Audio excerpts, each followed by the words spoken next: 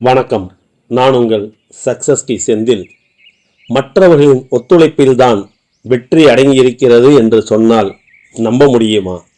ஆம், நீங்கள் வெற்றி பெற வேண்டுமானால் மற்றவர்களின் தேவைக்கேற்ப நீங்கள் அனுசரித்து செல்லும் போதுதான் வெற்றி எளிதாகிறது. அவர்களுடைய கவனம், ஆர்வம், நம்பிக்கை, ஆசைகள் ஆகியவற்றை நீங்கள் அனுசரித்து நடக்கும்போது வெற்றி உங்களுக்கு கிடைக்கிறது. அதற்காக மற்றவர்களை திருப்திப்படுத்துவதே உங்களின் வாழ்க்கை ஆகிவிட முடியாது. நிச்சயமாக அதை நான் சொல்லவில்லை.